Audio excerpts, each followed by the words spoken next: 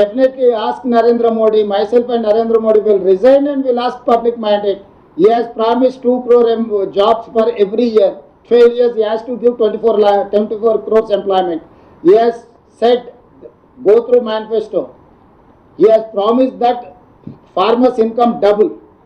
And he has promised from Swiss Bank, he is going to get black money.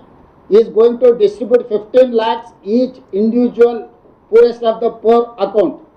Many issues are there. Three election manifestos are there, 2014, 2019, 2024. These three, he has not implemented anything. He has promised regional ring road, Mr. Narendra Modi, in 2023. Till now he has not delivered. For that, Narendra Modi, and moreover, I have comfort majority. I am not depending on anyone. BJP government is physically handicapped government. They are depending on many political parties. So they don't have clear mandate. They have to resign, then they can ask. They don't have any moral right to ask to resign. If that is the case, I am ready. I am ready to tender my resignation and my cabinet. Meanwhile, Narendra Modi has to resign. He has to dissolve his government, then we will go. Let it go. See, political statements are not one side.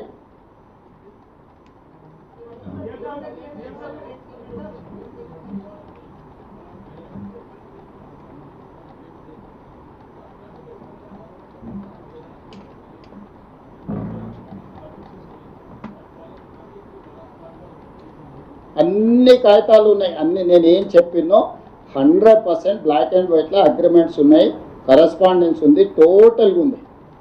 ఈ documents అన్నీ కూడా కిషన్ రెడ్డి గారికి ఇస్తాను. నేను public డొమైన్లో పెడితే ఏంటంటే two companies మధ్యలో జరిగే కరస్పాండెన్స్ మొత్తం ఇప్పుడే ఎందుకు నేను పబ్లిక్లో పెట్టాలని ఆలోచన చేస్తున్నాను. ఎందుకంటే ఇది అనెథికల్గా మేము ఇచ్చి ఉండే వాళ్ళము, లేకపోతే 2 రోజులు లేట్ అయింది, లేకపోతే పబ్లిక్ డొమైన్లో ఈ బిజినెస్ డాక్యుమెంట్స్ అని ఎందుకు పెట్టారని చర్చ రావచ్చు కాబట్టి పెట్టడం లేదు.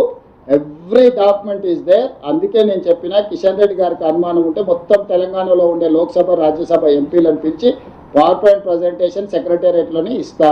ఇది ప్రజల సమస్య, ప్రజల కోసం చేస్తున్న పని. నేనైనా కిషన్ రెడ్డి గారైనా ఎవరమైనా ప్రజల మంచి కోసం చేయాలి. కాబట్టి